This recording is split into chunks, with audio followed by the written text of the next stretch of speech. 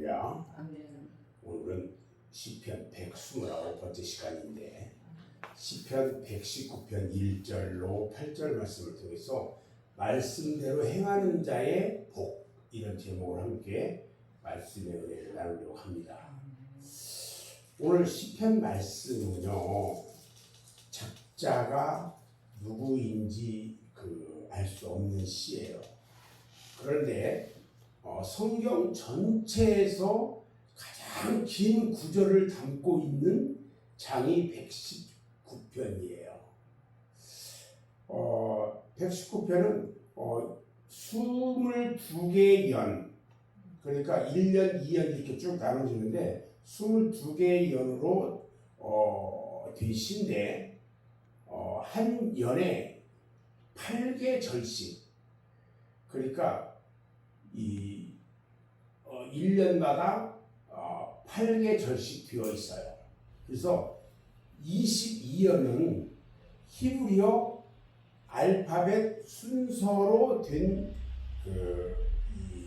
시라고 이야기할 수 있어요. 순서별로, 알파벳 순서별로 1년, 2년 이렇게 되어 있어요. 시편 119편은요, 시편 1편처럼 우리에게 뭘 가르치냐면 복이 있는 삶이 무엇인지를 가르쳐주고 있어요. 시편 1편에 복이 있는 사람은 악인의 꾀를 쫓지 아니하고 이렇게 시작하잖아요. 오늘 똑같이 복에 대한 이야기를 우리에게 가르쳐요.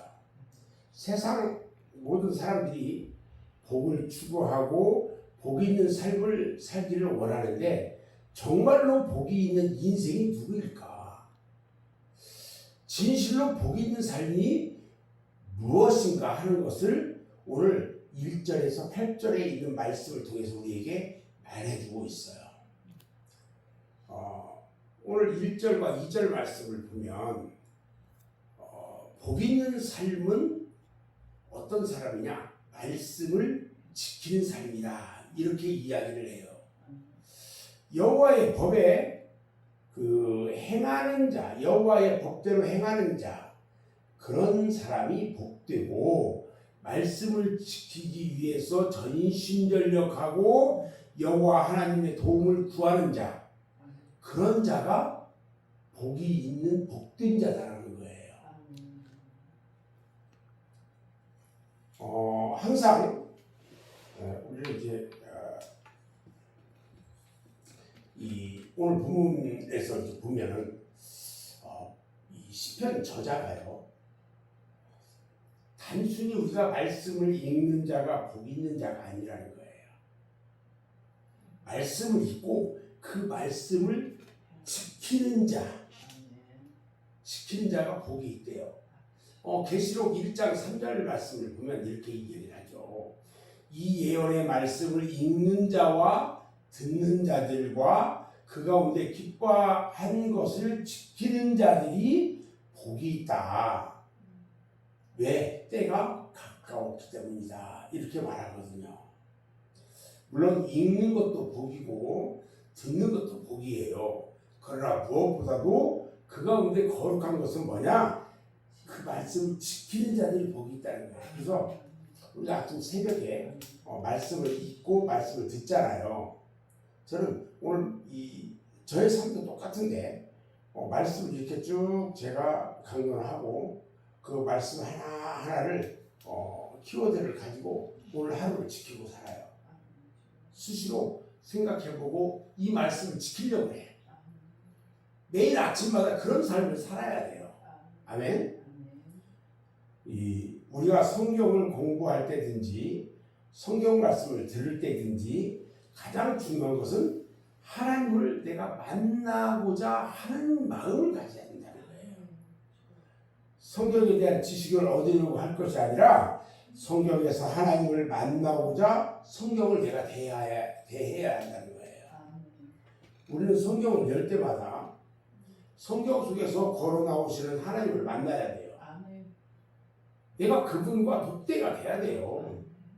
그리고 성경을 통해서 말씀하시는 주의 음성을 들어야 돼요. 어제 경상에 전도하러 갔잖아요. 또 그런데 우리 나오시는 안성호 성도가 거기서 이야기를 할렐루야 아멘을 계속해. 또 변하기는 모습이야 그게. 어떤 사람은 거기서 그냥 대낮부터 술 먹고 지금 사람도 있는데 이 예수 믿고 구원받아야 된다고 하면서 이 전도를 하는데 그 말씀을 할 때마다 할렐루야 아멘을 계속 외쳐. 이런 모습들이 가면서 이 성도들이 이 자꾸 변화되는 모습이 보여져요. 이런 것들이 참으로 좋은 일이다 이런 생각을 해요. 우리는 말씀대로 행하며 사는 사람이어야 돼요. 말씀대로 행하면 항상 주의 윤례를 벗어나서 불의한 길로 나가지 않는다고 우리 주님은 말씀하고 있어요. 그래서 말씀을 행하여 지키는 자가 어떤 자예요? 복이 있는 자다. 두 번째 5절에 보면은 복이 있는 삶은 어떤 삶이냐면 기도하는 삶이래요. 말씀대로 순종하며 사는 삶이 쉬울까요? 어려울까요? 무척이나 어렵습니다. 말씀대로 순종하며 사는 삶은요 참으로 어려워요. 얼마나 어려운지 몰라요. 그래서 말씀에 온전히 순종하며 살 수 있는 사람은 엄밀한 의미에서 보면 한 사람도 없다고 볼 수 있어요.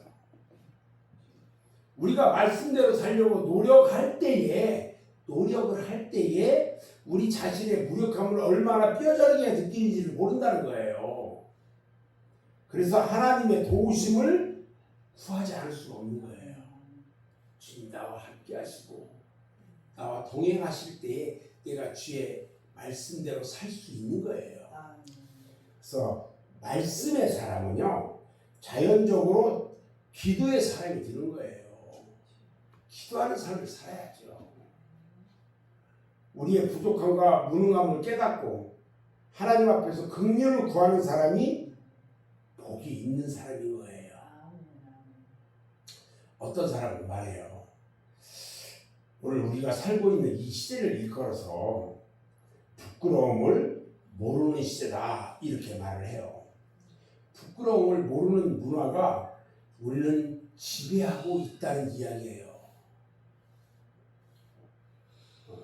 제가 요즘 반바지를 좀 많이 입는 편인데 한여름에 이렇게 반바지가 편한지 몰랐어요. 지금까지 반바지 잘 안 입었어요. 저는 거룩하게 긴 바지만 입고 뭐 이렇게 살았는데 올해 입다 보니까 참 편해서 지금 계속 5월부터 반바지만 입고 살아요. 저는. 근데 밖에 나가보면 참 홀딱 벗은 것 같이 그러고 다니는 사람들이 많아. 문화 자체가 바뀌었어요.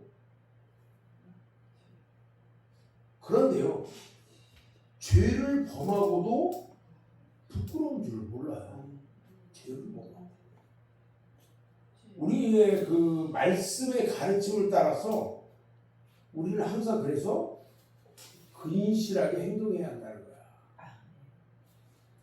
오늘 시인이요 결론적으로 우리한테 어떤 이야기를 하냐면요, 자신도 여호와 하나님의 율례를 지킬 수 있도록 힘과 능력을 달라고 기도했다는 거예요. 5절에 보면요, 내 길을 굳게 정하사 주의 율례를 지키겠소. 하나님 앞에 간구하고 기도하는 거예요 지금. 그러나 아무리 힘써도요 율법으로 온전케 될 사람은 없어요.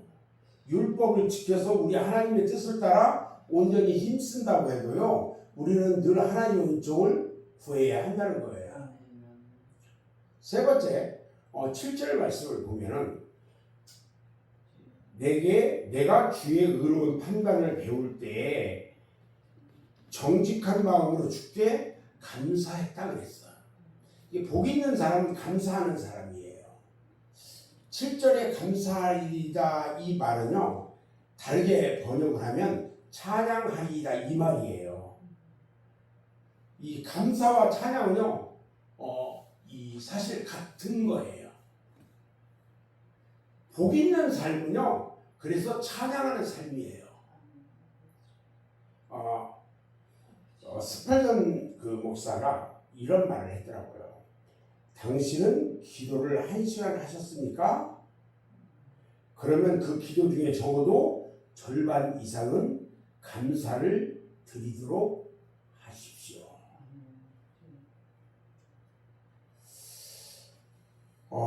1:1 그 양육 프로그램 훈련을 마치면서요, 어느 강사님께서 이런 이야기를 하는 것을 봤어요. 하루 중에 1시간을 기도하는 자를 크리스찬이라고 부른대요. 근데 2시간을 기도하는 자를 뭐라고 부르냐? 사역자라고 부른대요. 3시간 기도하는 자를 뭐라고 하냐면 목회자다 이렇게 부른대요. 저는 여기에 추가해서 한 말씀 더 드리려고 하는데, 크리스찬은 하루 1시간을 말씀을 보고 1시간을 기도하고 1시간을 전도해야 한다. 그런데 사역자는 하루 2시간 말씀 보고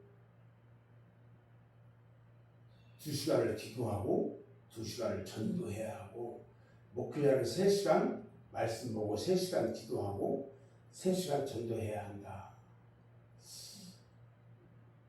참 쉽지는 않아요. 그런데 과거에 우리 이 선조들은, 선배들은 이런 삶을 살았어요. 현대에 와서 이것들이 이렇게 하려면 사실 쉽지는 않아요.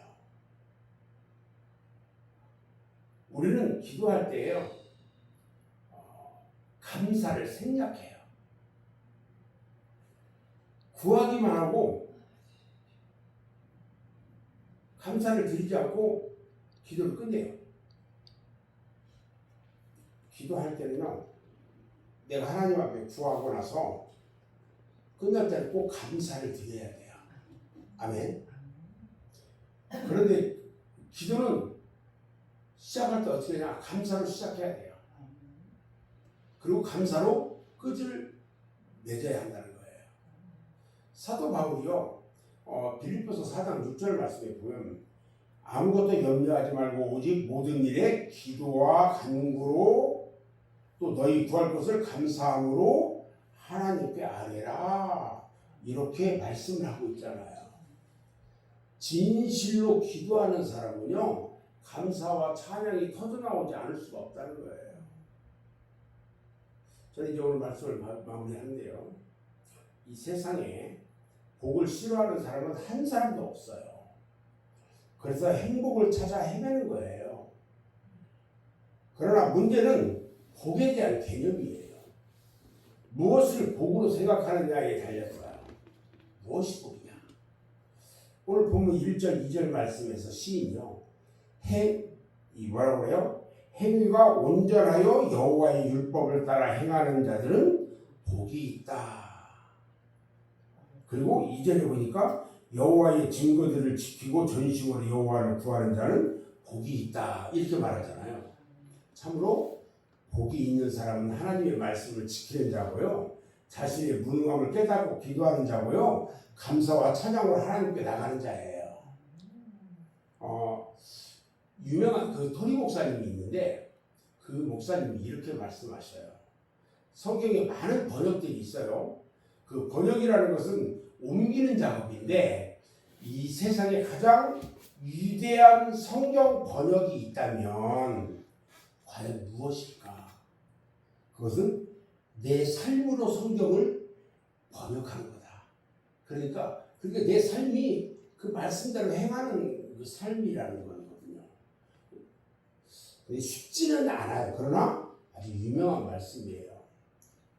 저는 여러분의 삶이 하나님의 말씀 위에 굳게 세워지고 이 말씀 위에 서서 살아가는 그 복된 삶이 되었으면 하고 생각합니다. 기도하겠습니다. 아버지 감사합니다.